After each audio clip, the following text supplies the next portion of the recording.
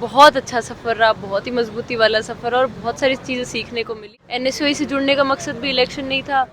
प्रशासन जब आपके खिलाफ हो, जब आप एक चुनाव लड़ रहे हो छात्र संघ का, लेकिन पूरा एक दिल्ली जो राज्य दिल्ली की सरकार हो वो पूरी इन्वॉल्व हो, जब आपके सपोर्टर्स कॉलेज के बाहर उनके साथ बदतमीजी हो रही हो या मारपीट हो रही हो, और प्रशासन जो पुलिस है वो एक सवाल भी नहीं उठाती उस पर।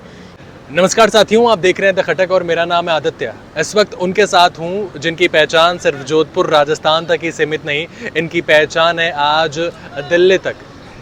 भारत का सबसे बड़ा विश्वविद्यालय दिल्ली विश्वविद्यालय, जहां एनएसयूआई ने लगभग 17 साल बाद किसी महिला पर विश्वास जताया, टिकट दिया, और जोसलिन नंदिता चौधरी जिन्होंने बड़ी ही बेबाकी के साथ चुनाव लड़ा।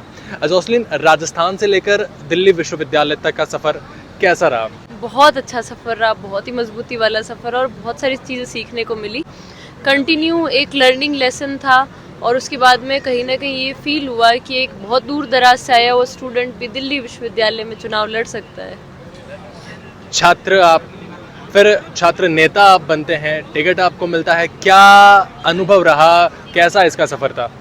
सफ़र बहुत अच्छा था, बहुत सारी चीज़ें सीखने को मिली। कहीं ना कहीं ये सीखने को मिला कि चुनाव कैसे लड़ा जाता है। मतलब ये मेरा कहीं ना कहीं खुद का जो चुनाव जो मैंने पहले कॉलेज में लड़ा था, बहुत ही छोटे स्तर पे लड़ा था। उसके बाद दिल्ली विश्वविद्यालय जो कि पूरे देश का सबसे बड़ा छात्र संघ का चुनाव होता है, उसका एक्सपीरियंस बहुत अच्छा रहा।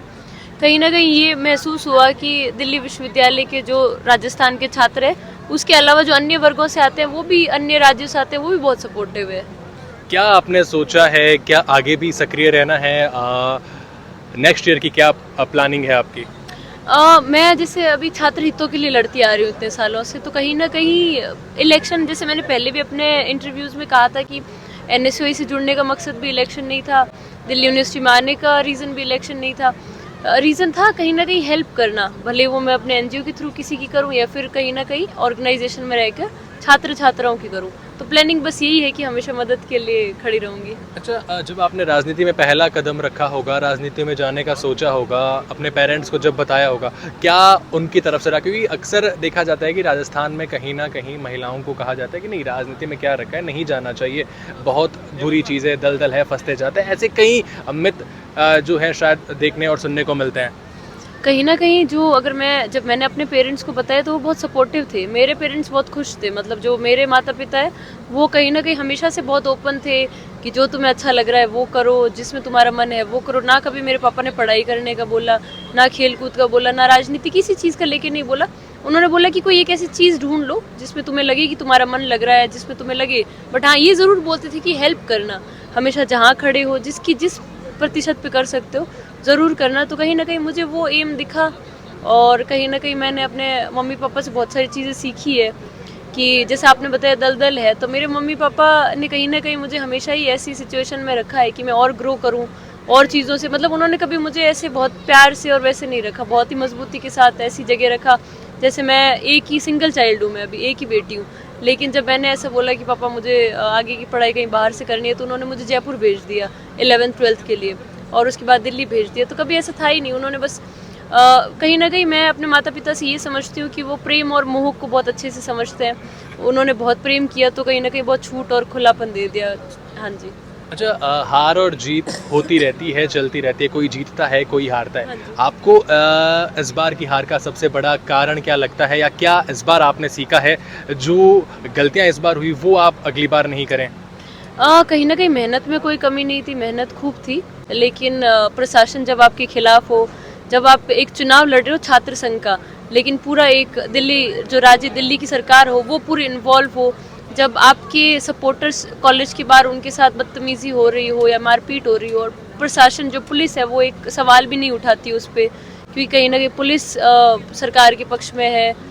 तो सीखने को बहुत सारी चीज़ें मिली। अपनी मेहनत में हो सकता है कि मेरी कमी रही हो, लेकिन ऐसा नहीं है कि प्रशासन में कोई टीचर्स जिनको अपना गुरु मानकर मैंने उस दिल्ली विश्वविद्यालय में 5-6 साल कंटिन्यू पढ़ाई करी है। जब मैं उन टीचर्स को रिक्वेस्ट करती हूँ कि ईवीएम पे जो इंक का निशान है ये हर कॉलेज में मुझे कैसे मिल रहा है, मैं 3 कॉलेज विजिट करके आई हूँ कंटिन्यू, तो कहीं ना कहीं जब वो बहाने बनाने लगे तो कहीं ना कहीं सवाल से मन में उठने लगे कि इस प्रशासन के खिलाफ लड़ा कैसे जाए। लेकिन सबसे बड़ी चीज़ यही है कि खड़े रहना, वहाँ पर डट कर खड़े रहना और कभी गिव अप नहीं करना।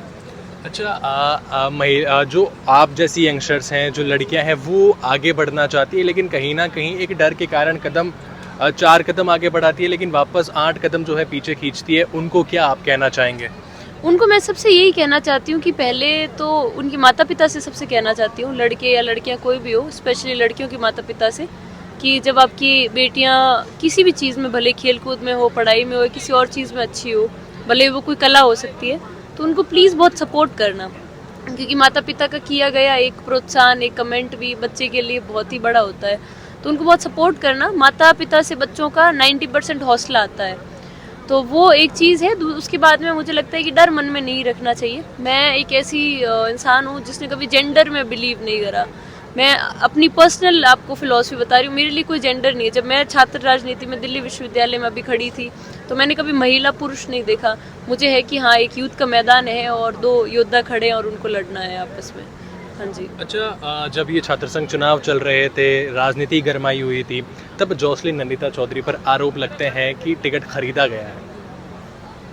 आरोप लगने को तो राजनीति कहते हैं, आरोप तो कुछ भी लगाए जा सकते हैं, लेकिन अगर टिकट ऐसे ही बिक रहे होते तो शायद बहुत सारे लोग रोज बांट रहे होते और लोग खरीद रहे होते। एक आखिरी सवाल है जो मेरा भी है और शायद जो व्यूअर्स हैं उनका भी है, ऑडियंस है उनका भी है। जॉसलिन नंदिता चौधरी, इस नाम के पीछे क्या कारण है? जॉसलिन नंदिता चौधरी, इसका बहुत ही ब्यूटीफुल सा मीनिंग है। नंदिता जैसे जानते हैं, नवरात्रा चल रहे, हमारी माँ दुर्गा का एक नाम है नंदिता, और उसके बाद जॉसलिन, जो कि सबको बहुत यूनिक लगता है कि बहुत ही बाहर का नाम लगता है, लेकिन जॉसलिन का एक बहुत ब्यूटीफुल मीनिंग है जो कि मेरे पापा ने मुझे कहीं ना कहीं सिखाया। जॉसलिन का मतलब होता है बहता हुआ पानी जो कभी रुकता नहीं, मतलब बहते हुए पानी एक धारा होती है जो कहीं ना कहीं पत्थरों के बीच से अपना रास्ता बना के निकलती है। तो मुझे ये, जब मेरे पापा ने इनाम दिया तो मुझे इसका बहुत ही ब्यूटीफुल मीनिंग लगा कि कहीं ना कहीं वो चाहते हैं कि मैं जीवन में हमेशा आगे बढ़ती रहूं, रुकूं ना, और कोई भी लड़का या लड़की ना रुके।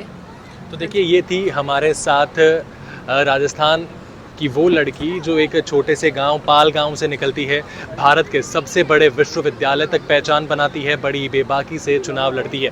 आप इनके बारे में क्या कहना चाहेंगे ज़रूर बताएं और ऐसी जानकारियों के लिए द खटक के साथ जुड़े रहें।